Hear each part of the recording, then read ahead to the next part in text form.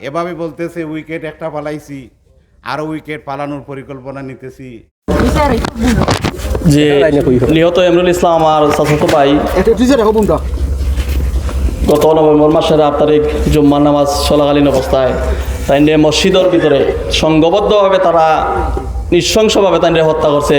আল্লাহর ঘর মসজিদের ভিতরে আস্থা এলাকাবাসী যে বাজার আসেন, আস্থা দেশবাসী দেখছে, মিডিয়ার মাধ্যমে সারা দেশবাসী দেখছে। এর পরের দিন একজন আসামিরে ধরার পরে র্যাবর ব্রিফিংও তারা কইছে যে তার সাথে আরও অনেকগুলা লোক ছিল, সে নিজে স্বীকারোক্তি দিয়েছে, র্যাব এটা বলেছে।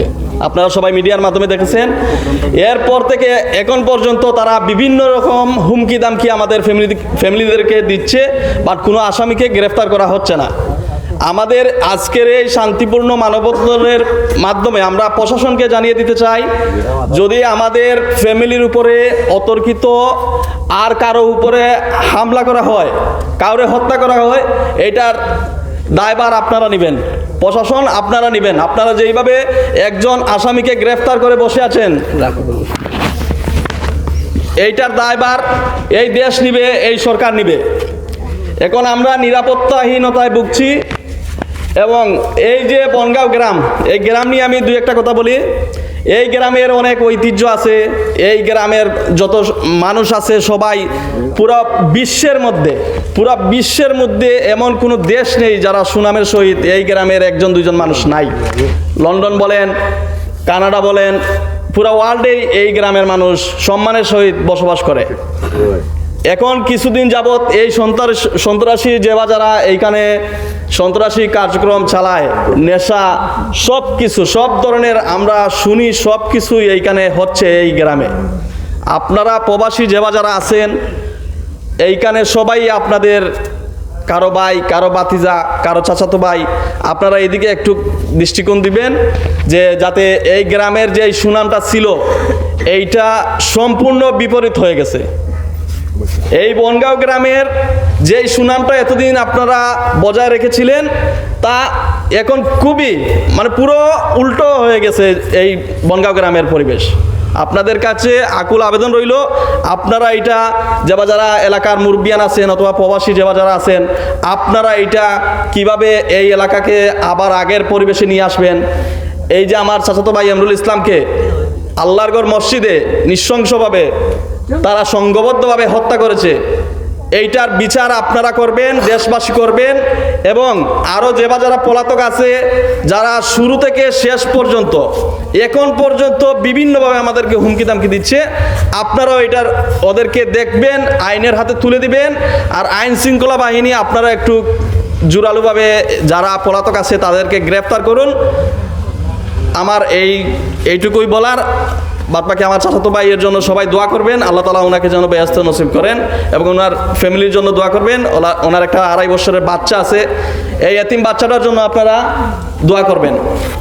ধন্যবাদ। আসসালামু আলাইকুম। আমার চাচার কাছে আপনার প্রশ্ন, আপনার ছেলেরে কিলা মারা হয়েছিল, আজকে কিটা চাই? আমার ছেলেরে শুক্রবার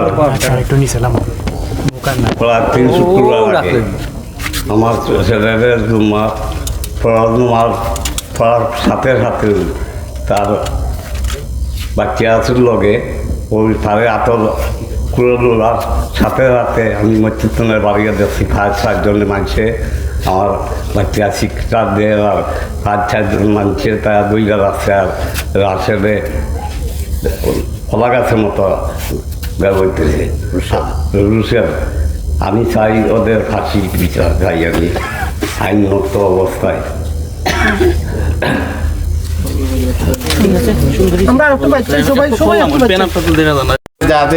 যারা পলাতক আসামি এখনো বাকি বাইরে রয়েছে, এদেরকে ধরা হয় নাই। এর নাম হলো কুনি ফরাস, কুনি শাহান, কুনি সজলু, কুনি মুরাদ, কুনি রাসেল, কুনি হাসান, আরও অজ্ঞাতনামা আছেন। এদেরকে এখনও ধরা হয় নাই। এদেরকে ধরার জন্য আমরা মাননীয় প্রশাসনের কাছে দৌরাত্ম্য করতেছি, কিন্তু আজ পর্যন্ত ওদেরকে ধরা হয় নাই। আজকে প্রায় 20 থেকে 22 দিন হয়ে গেছে, এখন পর্যন্ত এই পলাতক আসামিগুলোকে আইনের আওতায় আনা হয় নাই। মাননীয় আইন প্রয়োগকারী সংস্থার কাছে জোর আবেদন জানাই, অতি সত্বর এদেরকে আইনের আওতায় আনা হোক। আমরা এই গ্রামের মধ্যে এই যে মসজিদ, এই নতুন মসজিদে এই ভয় আতঙ্কে অনেক মানুষ এখনও নামাজে আসে না। এই মসজিদে সব সময় 3 থেকে 4 খাতার লোক নামাজে হইতো, এখন মাত্র 2 থেকে 3 জন মানুষে নামাজ পড়ে। মানুষের মধ্যে এভাবে ভয়ভীতি ঢুকছে, রাস্তাঘাটে মানুষে চলাফেরা করতে ভয় পায়। এই সন্ত্রাসী, এই খুনি, এদেরকে অতি সত্বর আইনের আওতায় আনা হোক। আমরা সমস্ত গ্রামের মানুষ এই কয়েকটি সন্ত্রাসীর কারণে আমরা জিম্মি হতে চলে চাই না। আমরা বাংলাদেশে অত্যন্ত শান্তিপূর্ণ মানব জীবনে অংশগ্রহণ করেছি বলে আমি আপনার কাছে বিনীত আহ্বান জানাচ্ছি। আমি বেশি বক্তব্য দেওয়ার উদ্দেশ্যে নয়, আমার একটি কথাই থাকবে।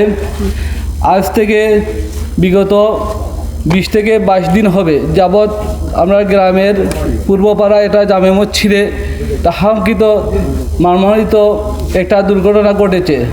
এই খুনি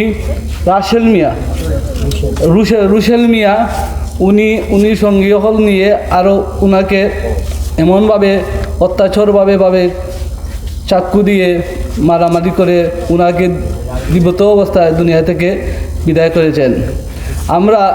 আমি আমার এই প্রত্যাশা রাখি যে বাংলাদেশের প্রশাসনের মাধ্যমে এই খুনিদেরকে ধরে এনে আপনারা এদের ফাঁসি দেওয়ার জন্য আহ্বান জানাচ্ছি।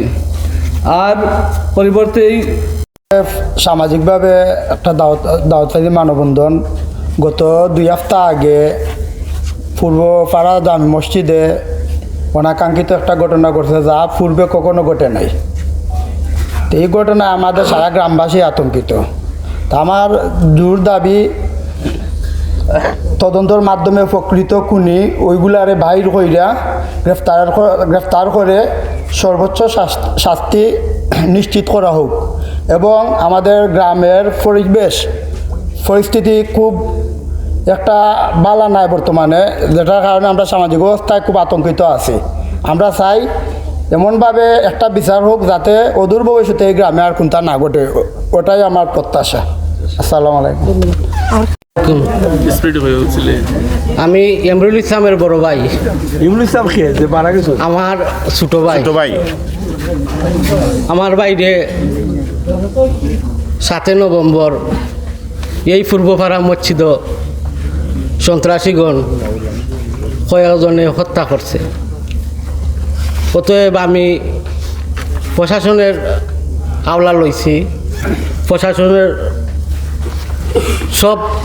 সবার কাছেও আমি বিনতি করি যে আমার ভাইয়ের হত্যার বিচার এই আসামিগণ ধরে সন্ত্রাস অন্তরে ধরে হত্যার বিচার চাই।